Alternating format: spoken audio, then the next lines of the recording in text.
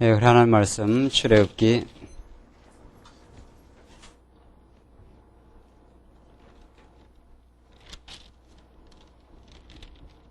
23장 17절 말씀, 18절 말씀입니다. 출애굽기 23장 18절 말씀입니다.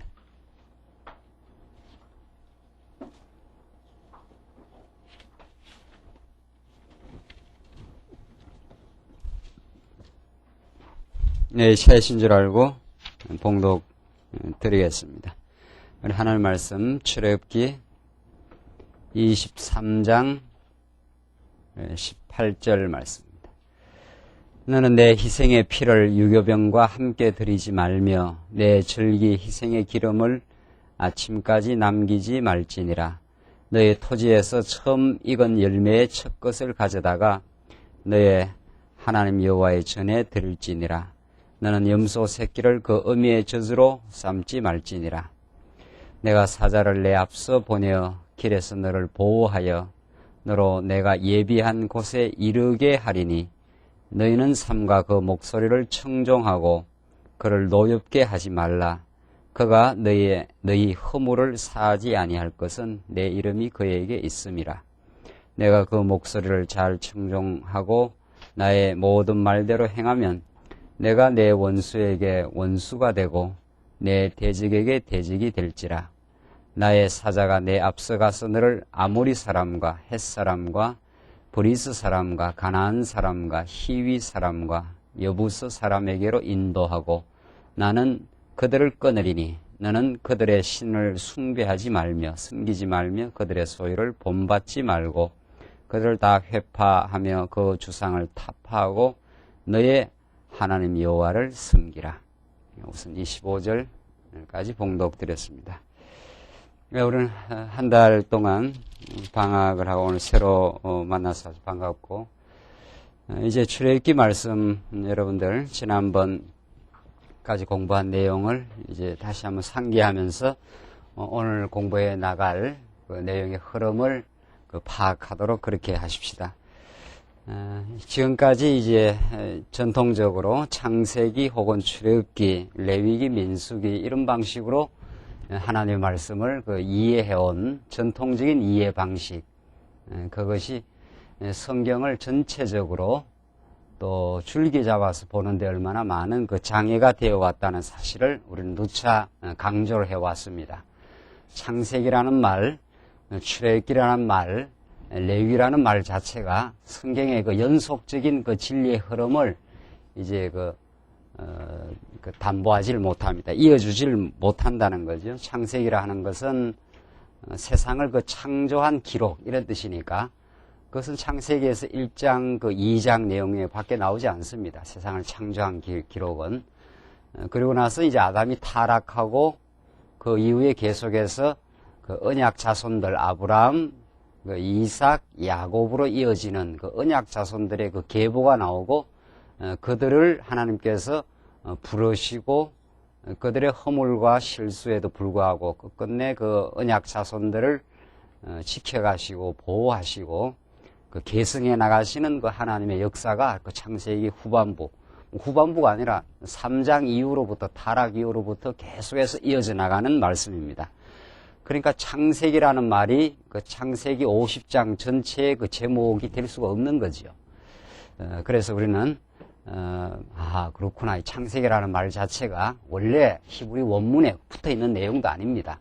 그래서 후대 학자들이 창세기의 앞부분의 내용을 이름을 따서 그냥 창세기로 지었을 뿐이고, 출애굽기도 마찬가지라는 거죠. 출애굽기 전체의 내용이 애굽에서 해방되는 것은 출애굽기 앞부분의 조그만 사건일 뿐입니다. 물론 애굽에서 해방되는 것이 중요하긴 하지만은 그것이 출애굽기 전체를 커버하는 그런 주제로서의 제목이 될 수가 없다는 거죠. 특별히 이제 오늘 계속 공부해 나가는 우리 지난 시간 이제 이스라엘 백성들을 애굽에서 해방시킨 다음 그들을 광야로 인도하시고 출애굽기, 레위기, 민수기까지 이르는 그 방대한 분량에 이르는 소위 시내산에서 하나님께서 이스라엘 백성들에게 언약을 주시는 그 풍성하고 그 많은 수많은 그 언약의 내용들이 출애굽기 중반부부터 레위기까지 민수기 앞부분까지 상당히 많은 부분이 그 시내산 언약으로 그렇게 내용이 기록되어 있습니다. 자, 이렇게 우리가 봤을 때, 이 전통적으로 창세기라는 제목, 출애굽기라는 제목은 그냥 임의상, 편의상 붙인 제목이지, 그 창세기의 실질적인 내용을 특징 지우는 그런 제목이 아니구나, 이런 걸 우리가 느낄 수 있습니다. 그래서 우리는 창세기부터 지금 우리 성경 66권의 계시록까지 이어지는 이 말씀을 우리는 언약과 성취라는 그런 큰 구도로 성경을 봐나가고, 구약에서 하나님께서 장차 오실 메시아를 그 언약하는 말씀이고, 신약 성경은 그 언약한 대로 메시아, 우리 그리스도를 보내주셔서 하나님의 그 은혜의 영광을 드러내시겠다고 하는 그 하나님의 그 계시의 말씀이 성경 전체를 흘러가는 맥이고, 우리는 그런 구도 속에서 지금 하나님께서 아담을 지으시고 3대 언약을 하셨습니다. 아담을 짓자마자 내가 자손이 번창하고 땅을 정복하여 만물을 다스리라, 이렇게 아담을 지어 언약을 하신 하나님이 그대로 동일한 반복으로 아브라함에게 이 3대 언약을 동일하게 그대로 반복해 주십니다. 자, 이것이 이제 성경을 보는 기본 축이라는 거죠. 아브라함에게도 내가 내 자손이 하늘의 별과 바닷가의 모래알처럼 많아지고 번창하게 된다. 그리고 내가 지시할 땅, 내가 약속의 땅으로 너를 인도하겠다. 그리고 내 허리에서 열왕들이 나와서 그 땅을 다스리도록 해주겠다. 동일한 그 약속이에요. 그러니까 이걸 보면 하나님께서 아담을 지어서 그 자손들이 번창하고 땅을 정복하고 만물을 다스리라 한 그 통치 언약이 이게 얼마나 그 중요한 언약이구나 하는 것을 우리는 그 감지를 할 수 있습니다. 왜냐하면 그 언약이 아브라함에게 동일하게 그 이어집니다. 동일하게 3대 언약으로 이어지고 그 언약의 그 성취 과정이 구약의 역사 섭리라는 걸 우리 알 수 있습니다. 그래서 자손들을 하나님께서 번창시키고 번창한 자손들을 보호하시고 그들을 단련시키는 과정, 이게 자손 언약을 이루어가는 과정입니다. 이게 창세기 후반 출애굽기, 우리 지금 공부하는 출애굽기 오늘 본문 내용 여기입니다. 출애굽기에서 70명이 요셉을 하나님께서 먼저 애굽에 넣으시고 야곱의 자손 70명이 기근을 일으켜가지고 그 애굽 땅으로 하나님께서 인도를 하지 않습니까? 그리고 70명이 들어가서 나올 때 몇만 명으로, 장정만 얼마입니까? 60만 대군으로. 그 바로의 강팍한 핍박과 어려움 속에서도 하나님께서 그들을 끝끝내 보호하시고 그들을 장정만 60만이니까 뭐 얼마나 되는지 모르는 거죠. 그 자녀들이나 여자들이나 포함 수백만이 되겠지 아마. 그래 엄청난 그 자손을 그 무서운 핍박 가운데서도 끝끝내 보호하시고 그 번창시켜 나가시는 여호와 하나님, 그 자손들을 끝끝내 지켜 나가시는 그 여호와 하나님을 출애굽기에서 드러내시고 그 자손들을 이제 광야에서 단련을 시켜 나가는데 번창시키고, 그러니까 이 자손 언약이 첫째는 번창을 시키고, 이게 창세기 후반부부터입니다. 창세기 후반부부터 그 번창된 자손들을 하나님께서 단련시키기 전에 이제 주시는 언약이 시내산 언약입니다. 이게 그러니까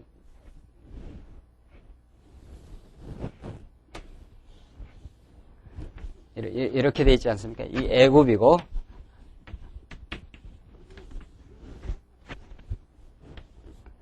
여기 가나안 땅, 하나님께서 갈대아 우르 땅에서 여기서 아브라함을 불러내갖고 이 약속의 땅으로 가라, 이렇게 이 약속의 땅에 넣어놨지 않습니까? 넣고 이 약속의 땅에서 그냥 살게 하지 아니하시고 이들을 이제 인도하시고 그들에게 은혜를 베푸시는 여호와 하나님인데, 그 은혜로 깨닫게 하기 위해서 그냥 이 땅에 살게 하면 은혜를 모르니까, 좋은 것을 모르니까 하나님께서 이 고통의 땅, 어려운 땅, 애굽으로 인도해가지고 400년을 종살이 시킨 다음에 하나님 때가 참에 그들의 그 고통의 소리를 들으시고 언약을 기억하사 이렇게 돼 있어요. 우리 출애굽기에. 그래서 여기서 하나님이 때가 되어서 건져내가지고 시내산 여기까지 인도를 하시는 거죠. 그래서 하나님이 이 약속의 땅으로 지금 시내산을 거쳐서 이렇게 거쳐가지고 이렇게 지금 인도를 해 가십니다. 지금 우리는 지금 오늘 본문의 말씀은 애굽에서 해방시켜가지고 그 자손들을 시내산에 와서 여기서 이제 시내산 언약을 그 체결하시는 그런 여호와 하나님에 대해서 지금 우리가 배우고 있는 겁니다. 그러니까 번창시켰죠? 번창시켰어요. 60만 대군으로 많은 수로 하나님 약속대로 하나님의 능력으로 번창을 시키고 나서 이제 시내산 언약을 베푸신 거죠. 그렇게 해서 이제 광야로 이제 하나님께서 인도를 해 가십니다. 광야 시련으로 하나님께서 이들을 단련시키는 삶으로 인도하시면서 끝끝내 자손들을 번창시키고 그들에게 시내산 언약을 주시고 광야 시련을 주시는 거죠. 자, 이런 상황은 이게 이제 지금 우리 공부해 나가는 지금 맥락 그 상황인데 이 상황은 구약의 우리하고 관계없는 구약 성도들의 옛날 그 이야기로 우리에게 다가오면 이게 생명의 말씀이 될 수가 없어요. 이 상황은 여러분과 제가 오늘 살아가는 오늘의 상황과 너무도 방불하고 영적으로 말해서 구약은 하나님께서 구약 시대 때는 하나님께서 육신적 방식으로 하나님이 계시를 하신 거죠. 육신적 방식으로 장차 오실 그 메시아를 이제 계시하는데 지금 우리 신약을 살아가는 우리들에게 이게 이제 신령한 방식으로 성화가 되어서 이해되는데 지금 하나님께서 아브라함을 갈대아 우리에서 불러내가지고 400년 그 종살이를 시켰다가 여기서 해방을 시켜가지고 이제 시내산 언약을 주시고 이제 광야 시련의 길로 인도하시면서 그들을 단련시키고 옛사람을 이제 없애고 속사람을 키워나가는 이 역사는 육신적 방식으로 하나님이 여호와이심을 드러내는 거 아니에요? 이것은 그대로 오늘의 우리 상황, 21세기 오늘의 우리 상황에게 너무도 그 방불한 말씀으로 이게 다가옵니다. 동일한 원리로 다가온다는 거죠. 지금은 이런 육신적 방식은 아니지만 신령한 방식으로 메시아 사건으로 성화가 돼가지고 이게 우리한테 너무도 절실하고 절박한 말씀으로 다가오게 됩니다. 왜냐하면은 하나님이 우리를 어디서 훈련을 시키는가 하면 죄악 가운데 우리도 가둔다 그런 거 아니에요? 그래서 우리 힘으로는 도저히 거기서 벗어나오지 못하는 그 죄악의 종로로 하게도 하시고 그게 애굽 400년입니다. 거기서 해방시킬 때 그리스도의 피값으로 우리를 해방시키기도 하시고 해방시켜가지고 우리를 이제 광야 40년을 그 긴 광야를 이끌어 가야 되는데 오늘 말씀이 시내산 언약이에요. 이게 얼마나 중요한 말씀인지 몰라요. 이 시내산 언약의 말씀이 없이 광야 시련을 통과할 수가 없습니다. 그러니까 하나님은 그 번창시켜서 어린아이와 같은 이 번창을 시켜놨지만 이 어린아이와 같은 이스라엘 백성이거든요. 애굽에서 이제 건져냈으니까 이제 신앙으로 말하면 젖먹이 같은 애들을 건져내가지고 너희들 이제 광야를 지나서 마침내 약속의 땅 이게 지나가면 그 다음에 땅 언약이 이루어지잖아요. 이 가나안 땅으로 이제 갈 거인데 거기까지 가는 동안 시련을 겪고 옛사람을 죽이고 속사람을 키우면서 하나님이 우리를 성장시켜 가는데 이 시련을 과정을 거치기 전에 이제 시내산 언약을 주는 거죠. 이 언약이 출애굽기 거의 대부분하고 레위기 전체를 이 시내산 언약에 대해서 이게 얼마나 그 양이 많은지 모릅니다. 모세를 통해서 준 시내산 언약. 이것이 하나님의 자상한 하나님의 보호 장치입니다. 이게 하나님 여호와를 기억하게 하는 그러니까 이 3대 언약, 자손, 땅, 통치 이건 큰 하나님의 스케일에 이스라엘 백성들에게 약속하고 이대로 이루어주겠다. 이대로 큰 나라를 이루어주겠다 하는 하나님의 약속이라면 이 시내산 언약은 그 자손 언약을 이루어가는 과정에 자세한 하나님의 그 보호 장치입니다.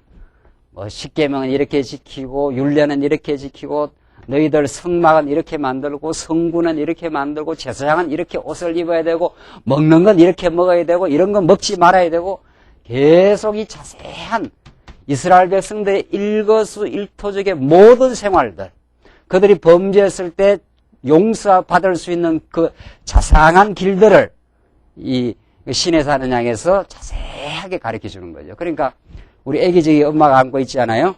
이제 애기를 낳아놨어요. 이제 키워가야 될 거 아니에요. 그래서 마른 자리, 노래 있지 않아요? 노래를 다 잊어버렸네요. 네. 그렇게, 애를 그렇게 자세하게 학교 보낼 때, 잘 갔다 오라고 그러고 말이죠. 갔다 오면 간식 주고, 좋은 환경에서, 좋은 음식 만들어주고, 그렇게 자상하게 자녀들을 키우고 보호하듯이, 신의 산 언약이 그런 거예요. 신의 산 언약이. 이게 사랑의 언약입니다. 그러니까 구약의 율법을 잘못 이해하면은 엄청난 부담과 구약의 특히 십계명 같은 것들을 오늘 우리 신약 성도들한테 이걸 그리스도 사건으로 이 신의 산 언약은 전부 장차 오실 메시아 사건으로 성화가 되어서 우리들에게 다가오는 복음의 메시지죠. 이 말씀들이. 근데 이 신의 산 언약을 오실 그리스도에 대한 이 성경이 내게 대하여 증거하는 것이라 했으니까. 우리는 예수 그리스도를 십자가에 못 박히시고 부활하신 예수 그리스도를 통해서 하나님의 살아계심과 그의 사랑을 느끼게 되는 거니까. 그런데 그렇게 하지 않고 이런 십계명의 말씀을 마치 도덕 규범인 것처럼 이것을 이렇게 우리한테 가져오는 방식이죠. 이게 오늘날 지금 십계명 혹은 구약에 나오는 율법에 대한 그릇된 이해라는 거죠. 이렇게 되니까 예수를 믿고 나서 구약에 나오는 계명들이 전부 무거운 계명으로 또 우리가 우리대로 지키라는 이야기인지 또 어떤 거는 지켜야 되고 어떤 건 지키지 말아야 되는 건지 알 길이 없는 거예요. 지금 오늘날 신약교회에 살아가는 우리 성도들이. 그러니까 안식일 같은 거 지키라 그러고 11조 같은 거 지키라 그러고 그렇지 않아요? 그런 건 다 교회를 운영하는데 필요한 것들이니까 그런 것들은 이제 지키라고 그러고 또 보니까 지킬 만한 지키기는 너무도 까다롭고 어려운 거는 또 어떤 건 그리스도를 통해서 이루어졌다 그러고 그러니까 이것처럼 지금 혼란에 빠져 있는 신의 산 언약이 어떤 의미를 가지고 그것이 어떻게 그리스도에게 성취되는가 그것을 지금 오늘 신학자들이 오늘 성경 교사들이 지금 혼란을 빚고 있는 내용이에요. 오늘 우리 출애굽기 말씀을 우리가 살피면서 여기서 얼마나 하나님이 언약 자손들을 이 자손 언약 아닙니까? 언약 자손들을 그렇게 치밀하게 보호하시고 그들을 다듬으시고 그들을 사랑하시는 아주 구구절절히 나오는 그런 사랑의 메시지가 이 신의 산 언약에 담겨 있습니다. 한번 보십시다. 자, 이런 틀을 가지고 자, 우리는 이미 지난 시간 그 신의 산 언약 가운데 계명 신의 산 언약 가운데 크게 세 가지로 나뉘어지는데 첫째가 계명이고 우리 지난 시간까지 두 번째 율례고 오늘 이제 규례로 이렇게 되어 있습니다. 이게 이제 신의 산 언약 모세를 통해 주신 율법을 성경은 이런 식으로 규정되어 있어요. 십계명 그 다음에 이스라엘 백성들에게 여러 가지 생활 가운데 주로 그 배상법 어떤 일을 잘못했을 때 그것을 이렇게 배상하라고 하는 그런 율례에 관한 것, 그 다음 이제 제사법에 관한 것이 이제 규례입니다. 그렇게 지금 되어 있는데 우리는 지난 시간 그 율례 마지막 부분을 지금 공부하고 있습니다. 율례 마지막 부분 18절 한번 보십시다. 출애굽기 23장 그 18절 내용입니다. 18절 너는 내 희생의 피를 유교병과 함께 드리지 말며 내 절기 희생의 기름을 아침까지 남겨두지 말지니라. 너의 토지에서 처음 익은 열매의 첫 것을 가져다가 너의 하나님 여호와의 전에 드릴지니라. 너는 염소 새끼를 그 어미의 젖으로 삶지 말지니라. 이렇게 해서 그 앞에서 절기를 말하고 오늘 19절 말씀에서는 절기 기억나십니까? 무교절, 맥추절, 수장절 이게 전부 장차 오실 메시아의 예표라는 거 우리 지난 시간까지 확인했지 않습니까? 그리고 오늘 처음 익은 열매의 첫 것을 처음 익은, 토지에서 처음 익은 것이 나오면, 열매가 맺히면 그 처음 것을 꼭 하나님께 가지고 나오라. 나중에 보면은 그 빈손 들고 나오지 말라. 꼭 하나님께 나올 때 예물을 가져오고 그 첫 것을 가져오라. 이게 전부 메시아 사건으로 뭐 성취되는 거 아닙니까? 그래서 뭐 우리 교회 집사님도 처음 직장 가고 교사 생활하면서 그 첫 월급을 가져왔다는 거 아니에요? 첫 월급을 연보로 가져왔고 처음 익은 열매 첫 것을 가져오라 이렇게 했으니까 첫 봉급을 몽땅 11조도 아니고 말이죠. 11조도 아니고 처음 익은 걸 몽땅 바쳤다는 거예요. 뭐 그래야 연보가 많이 나올 거 아니에요? 이렇게 그렇게 가르쳐야. 예. 그래야 되는데 말이죠. 우리는 전부 그래 안 가르치니까.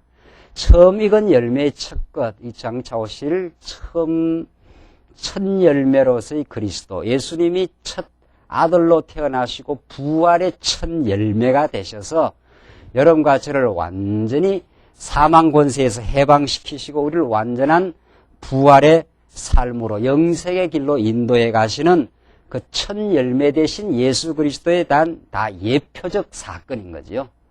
그러니까 여러분과 저가 뭐 하나님 앞에 내는 것이 구약의 예물로 본다면 천만의 말씀인 거죠. 구약의 예물, 구약의 첫 새끼, 구약의 11조 전부 하나님이 받으시는 영원한 제물 되시는 하나님이 예수 그리스도를 십자가에 제물로 드리실 뿐 아니라 그가 살아나심으로 첫 열매가 되셔서 우리들 앞서서 전진하시는 예수 그리스도를 상징하고 예표하는 말씀이다. 구약에 나오는 모든 내용들이. 구약의 모든 제물이 다 그래.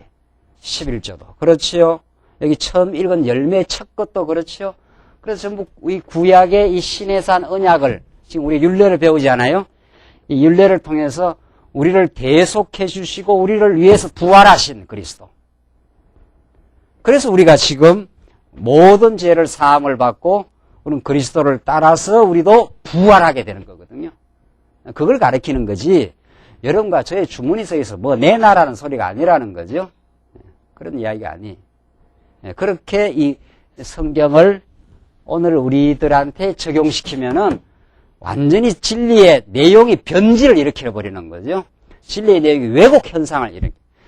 구약은 전부 장차 오실 메시아를 이 성경이 내게 대하여 증거하는 것이라 그랬는데 이런 메시아를 가르쳐주는 계시의 말씀으로 봐야 되는데 그게 아니라 이 말씀을 그리스도를 다 빼버리고 그리스도는 온데간데 없이 내가 행해야 될 어떤 규범으로 자꾸 가르친단 말이죠.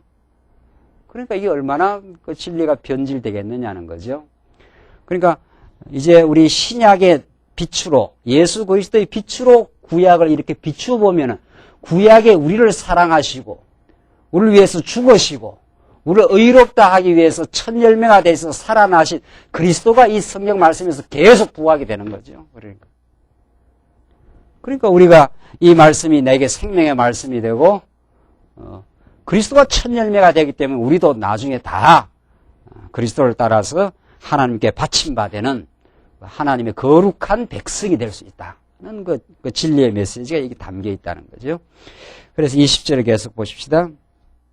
20절로 이제 23절은 이제 하나님 여호와께서 사자를 보내어서 이스라엘 백성들을 꼭 인도해 갈 것을 약속하는 말씀입니다.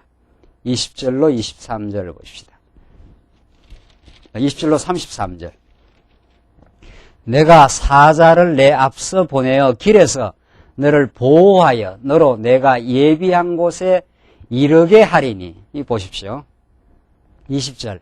이제 이스라엘 백성들이 시내산 언약을 받고 장차 이제 그 길을 떠나서 광야 길을 거쳐서 이제 약속의 땅으로 가지 않아요? 그런데 하나님께서 뭐라 그럽니까? 내가 그래요. 내가. 이 주가 하나님이에요. 하나님. 이스라엘 백성들이 길을 개척해 나가는 게 아니라 하나님이 사자를 앞서 보내어서 길에서 너를 보호하여 인도해 가신다는 하나님의 약속의 메시지죠.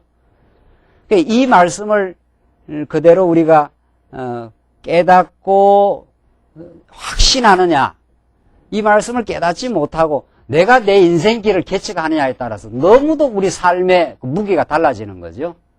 지금까지 하나님께서 우리를 여기까지 인도해 오신 것, 또 앞으로 우리의 남은 생애를 인도해 가시는 것은 내가 개척하고 헤쳐나가는 것이 아니라 하나님이 준비해 놓으시고 하나님이 우리를 어떤 삶을 겪어가면서도 깨닫게 하시고 우리 옛사람을 무너뜨리게 하시고 속사람을 키워가시는 그런 광야길을 하나님께서 보호해 가신다. 하나님이 나를. 그런 하나님의 살아계심을 느끼며 우리 신앙생활 하는 거하고 내가 허벌판을 내가 개척해 내가 얼마나 그게 다른 그 감각이냐는 거죠. 하나님 우리 언약 백성들을 그렇게 인도하고 보호하실 것을 앞으로 될 일을 다 예언적으로 약속해 놓는 거죠.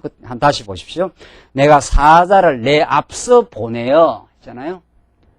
하나님이 사자를 그 메신저를 우리 앞서서 내 앞길을 다 인도를 해 가신다는 거죠. 불기둥과 구름기둥으로. 그래서 길에서 너를 뭐라고 그랬습니까? 보호하여. 그러니까 자식 낳아놓고 부모가 다 알아요.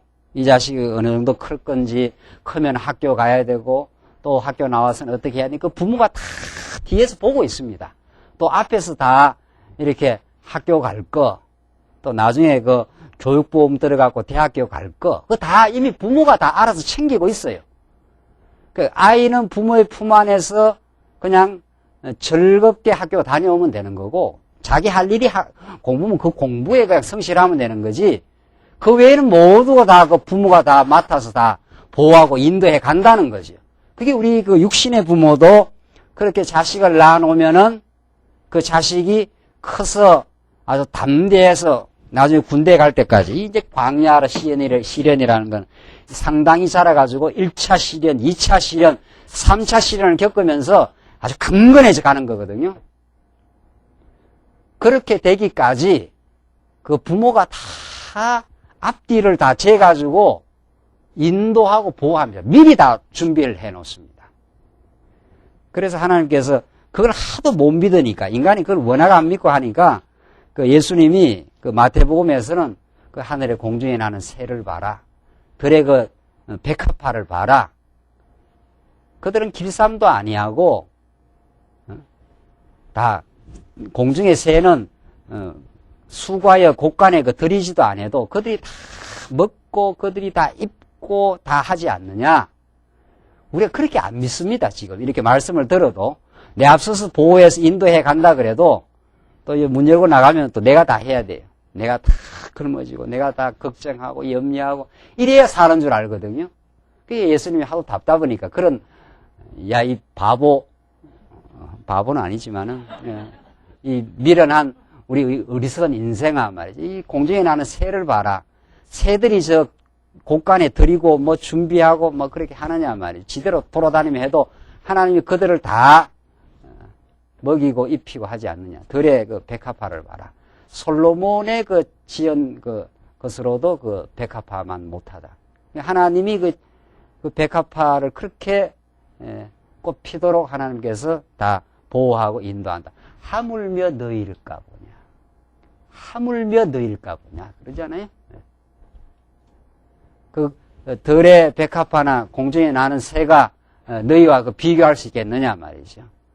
그들은 그냥 미물에 불과한 동물에 불과한 것들도 그렇게 보호하고 인도를 하는데 하나님의 전 삶을 거시고 하나님의 그 신실하신 성품을 거시고 자기 아들을 십자가에 못 박아서 우리를 생명을 사낸 우리 하나님의 백성들을 보호하지 않겠느냐?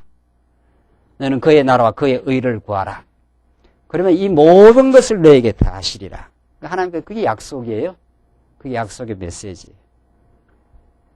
하나님께서 우리 앞서서 인도해 오셨고 우리 앞서서 앞길을 다 갈 길을 하나님께서 지정해 놓으셨고 한 걸음 한 걸음 인도해 가십니다. 우리 힘으로 굉장히 어려운 일을 봉착하고 난관에 봉착하는 것은 우리를 괜히 괴롭히려는 것이 아니라 내 힘으로 살 수 없고 하나님께서 살게 하셨습니다.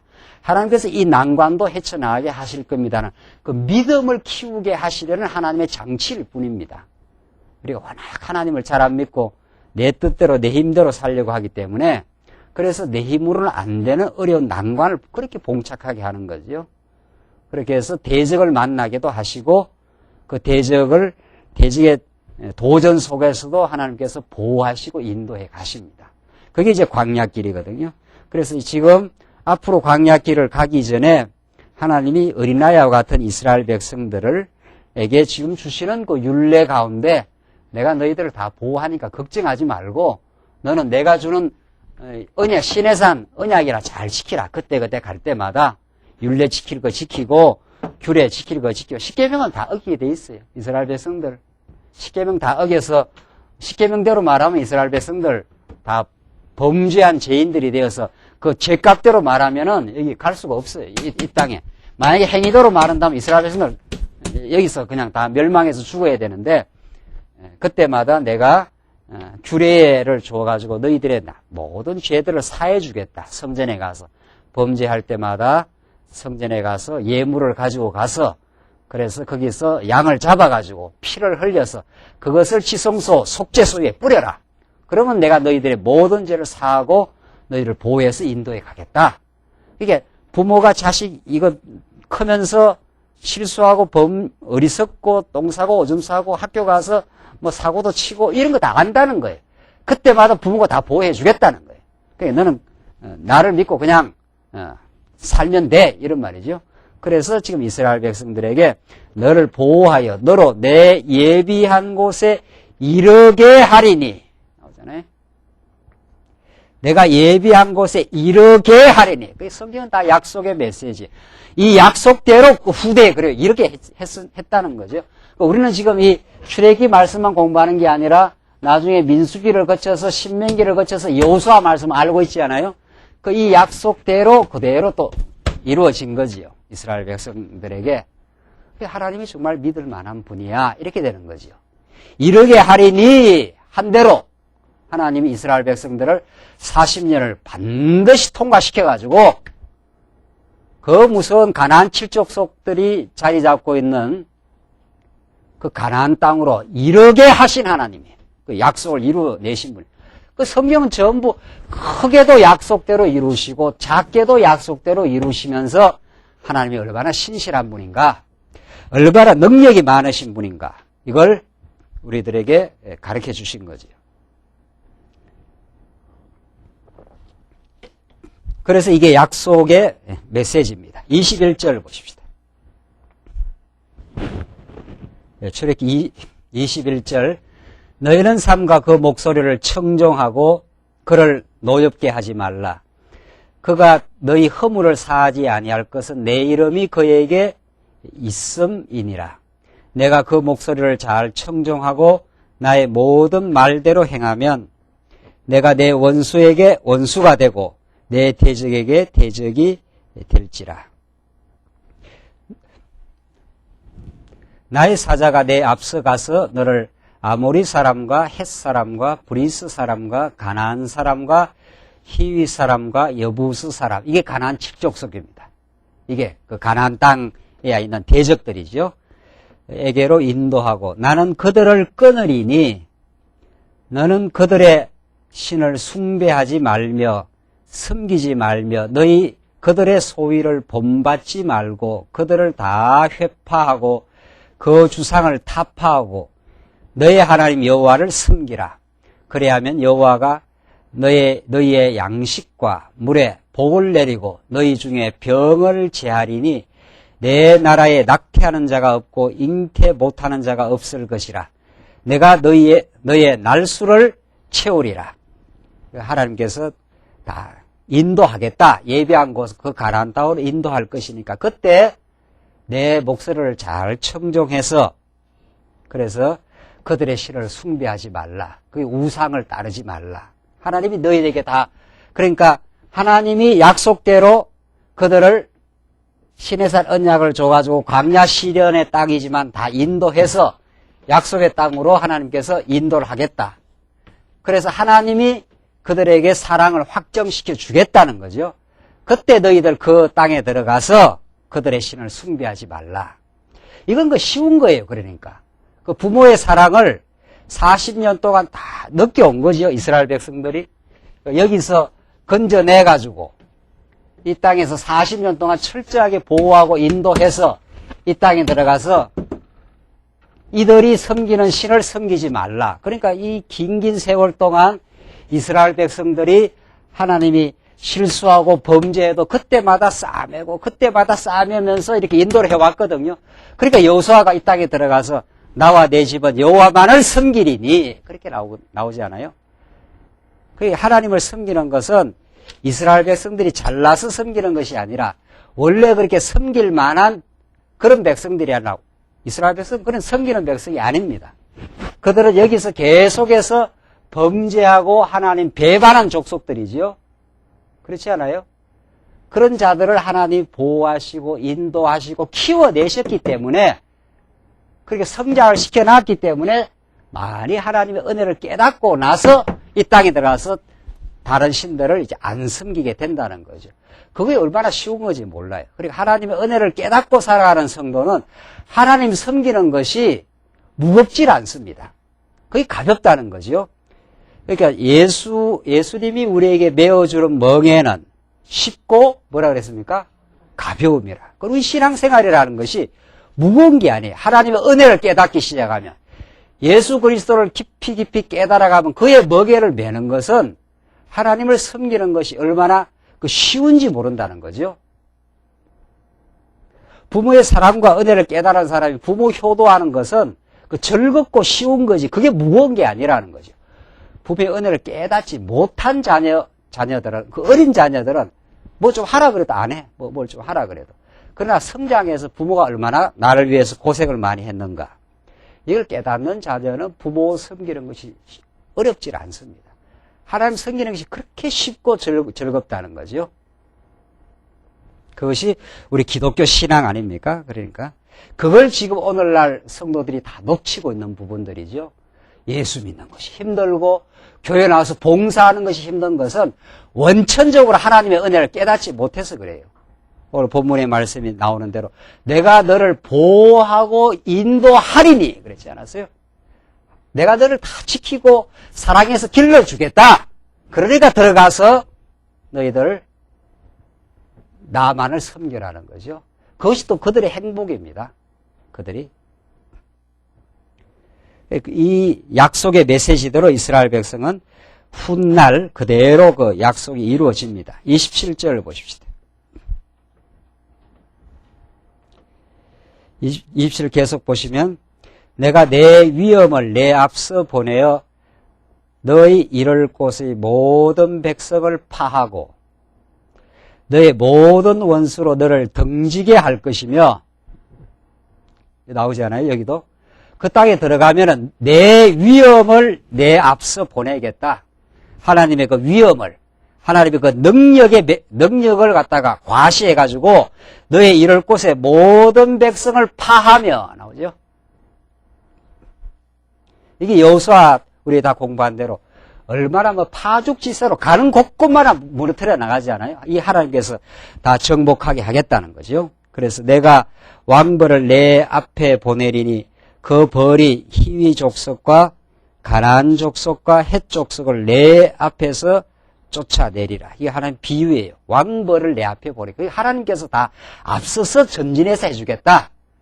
이 약속대로 구약의 땅을 정복했을 뿐 아니라 이 약속대로 메시아가 오셔서 사단 권세를 다 물리치고 부활하시고 지금도 성령을 보내서 예수의 영 성령을 보내서 여러분과 저를 자꾸 진리 안으로 지금 인도를 해 가십니다. 그래서 우리 옛사람을 자꾸 무너뜨려 가셔요. 여기서 구약에 다 히위 족속과 가나안 족속과 헷 족속을 내 앞에서 쫓아내리라 하신 대로 우리 옛사람을 성령의 깨달음을 통해서 자꾸 진리를 깨달으니까 마음의 자유와 기쁨을 얻으니까 마음의 자유와 기쁨을 얻으면 자동적으로 우리 탐욕과 어리석음을 자꾸 이렇게 쫓아내게 돼 있어요. 그 마음에 감사와 기쁨이 있는 사람이 왜 그 옛사람의 소욕을 따르겠냐 말이죠. 이게 성령의 열매라는 거죠. 성령께서 약속대로 오신 성령께서 쫓아내 주겠다는 거죠. 그게 그러니까 구약에는 가나안 땅에 들어가서 이스라엘 대적들을 쫓아보내주겠다. 우리 신약시대 때는 예수님이 보내신 성령이 오셔서 우리에게 열매를 맺게 하여 주시겠다. 그런 약속의 메시지라는 거죠. 그래서 성령이 오시지 않았고 우리에게 진리의 깨달음이 없으면 우리 어떻게 이 탐욕을 몰아내겠느냐는 거죠. 이 성령이 하시는 사역이죠. 29절 보시면 그러나 그 땅이 황무하게 되어 들짐승이 번성하여 너희를 해할까 하여 1년 안에는 그들을 내 앞에서 쫓아내지 아니하고 내가 번성하여 그 땅을 기업으로 얻을 때까지 내가 그들을 내 앞에서 뭐라 그랬습니까? 조금씩 쫓아내리라. 이것도 참 재밌는 표현이에요. 예. 하나님께서 쫓아내는 게 내긴 내는데 그들을 조금씩 이렇게 쫓아내겠다는 거예요. 이 하나님께서 이 땅에서 우리를 예수 믿게 해서 당장 천국을 데려가든지 안 그러면 당장 우리가 뭐 때문에 괴로워합니까? 다 육신의 소욕 때문에 우리가 때로는 갈등도 하고 염려도 하고 탐욕도 부리고 다 그렇게 하는 거거든요. 그 때문에 우리 남은 육신의 소욕 때문에 우리가 괴로운데 그걸 하나님께서 싹 단번에 쫓아내시거나 일거에 다 처리를 해줄 수 있습니까? 없습니까? 물어보십시오. 예? 하나님 뭐 능력이 없습니까? 지금이라도 우리가 다 육신의 소욕에 이끌릴 때가 참 많은데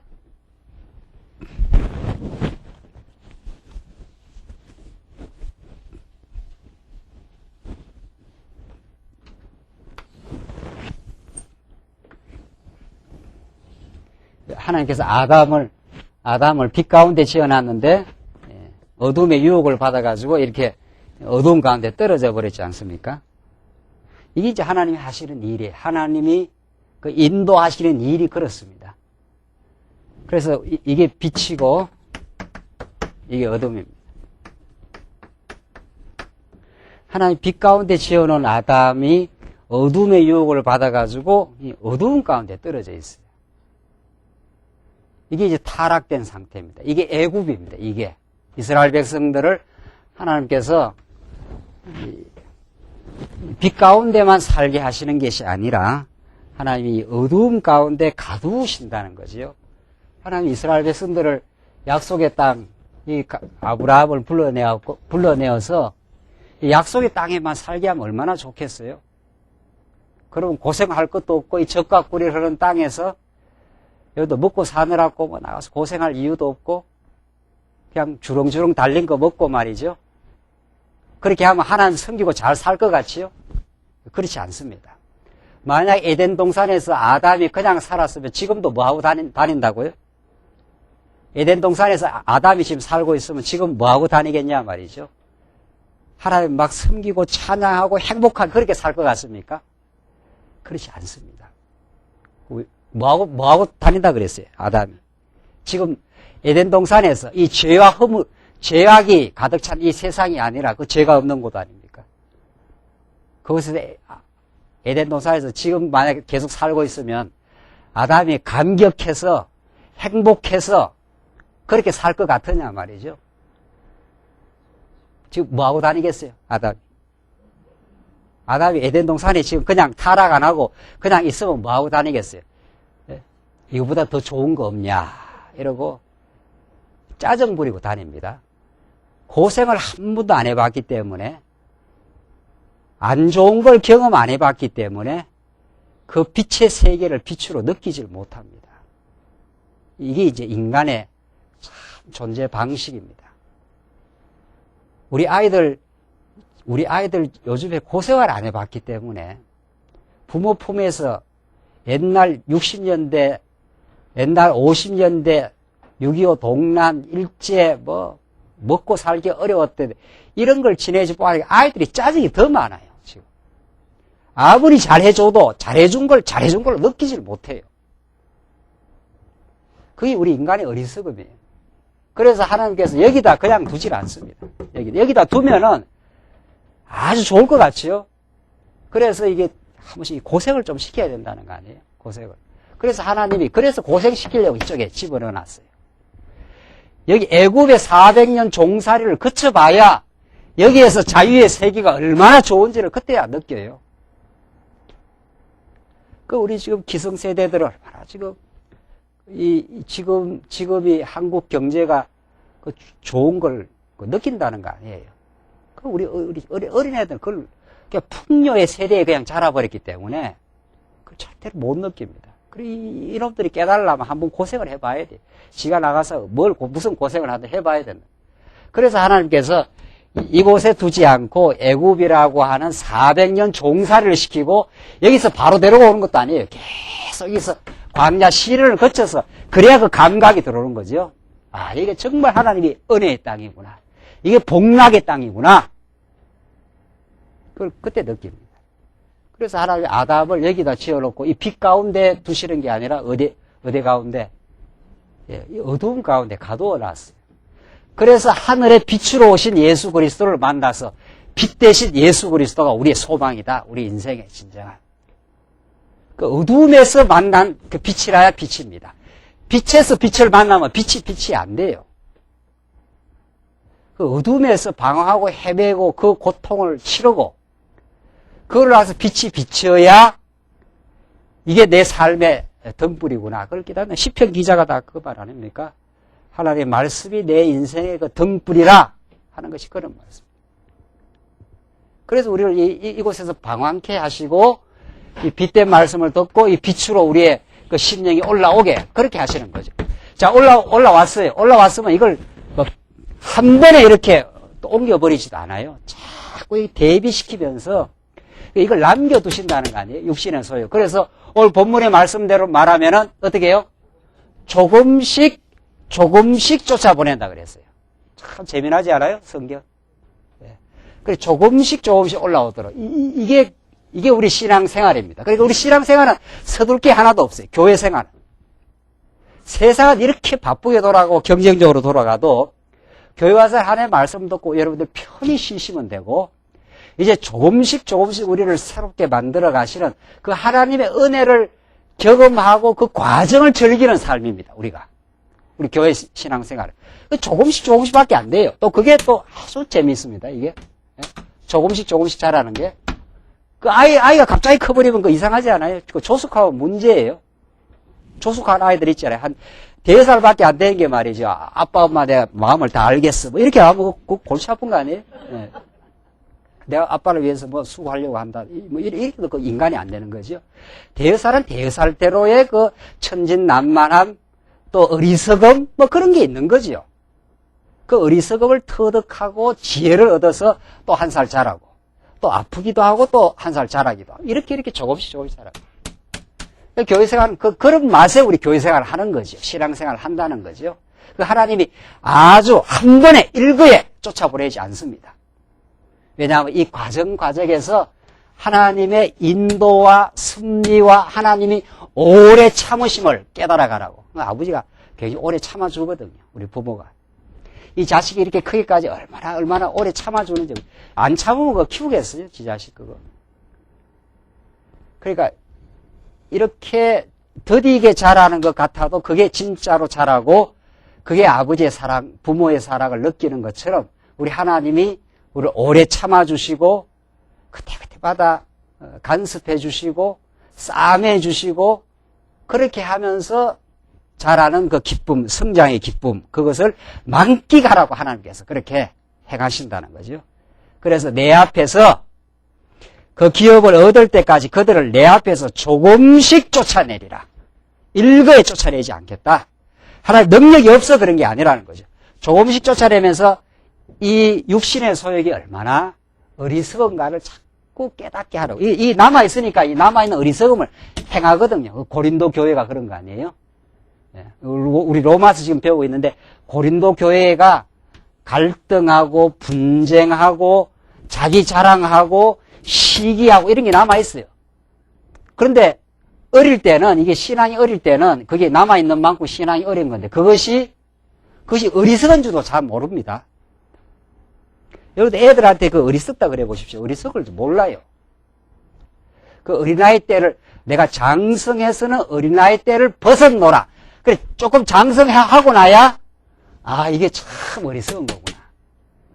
분쟁하고 시기하면서도 분쟁이라가 자기 의에 사로잡힌 거 아니에요? 상대방을 정죄하고 그때 이제 분쟁이라는 게 생기는데 자기가 굉장히 의로운 줄 알 때 그 상대방을 정죄하고 분쟁이 일어나는 건데, 그때는 자기가 굉장히 의로운 줄 알기 때문에 자기 어리석음을 돌아보지를 못합니다. 성장하고, 그래도 부모가 싸매주고, 그래도 키워주고, 그 어리석음을 치라고 나야, 아이쿠, 내가 어리석었구나. 그렇게 깨닫는다는 거 아니에요. 그러니까, 이 상태에 그냥 있으면은, 이게 어리석은 줄 몰라요. 그러니까 하나님께서 키우고 또 깨닫게 해서 지혜를 얻고, 이 상태로 올라가면은, 하하, 이게 참 어리석었구나. 내가 분쟁하고 한 것이 내가 의롭다고 생각했는데, 저 사람도 뭐, 문제가 있을라가 몰라도 내가 참 더 어리석었구나. 이렇게 깨달아 간다는 거예요. 그 고린도 교회가 분쟁을 거쳐서 새로운 지혜를 얻고 단합되고 다시 성장하고 그렇습니다. 우리 인간은 끊임없이 새로운 깨달음, 끊임없이 새로운 성장에 지금 길에 놓여져 있는 거죠. 그렇게 하나님께서 조금씩 쫓아내갑니다. 조금씩 쫓아내가고 또 요것이 자꾸 대적들을 쫓아내는 만큼 이게 조금씩 이렇게 장성한 분량까지 이게 이제 그리스도의 장성한 분량이니까 이 길을 향해서 지금 우리가 세워져 가도록 하나님께서 인도해 가신다는 거죠. 그래서 31절 보면 내가 너희 지경을 홍해에서부터 블레셋 바다까지 광야에서부터 하수까지 정하고 그 땅의 거민을 내 손에 붙이리니 했지 않았어요? 내 손에 다 붙여버리겠다. 그 승리를 약속하는 거죠. 내가 그들을 내 앞에서 쫓아낼지라. 내 손에 붙일 것이니까 너는 가서 전쟁하면 이기게 돼 있다는 거죠. 너는 그들과 그들의 신과 언약하지 말라. 그들이 내 앞에 내 땅에 머무르지 못할 것은 그들이 너로 내게 범죄케 할까 두려움이라. 내가 그 신을 섬기면 그것이 너의 올무가 되리라. 그 신을 섬기면 그것이 너의 올무가 되어서 어려움을 겪게 된다. 그 과정을 이스라엘에 거치지 않습니까? 예.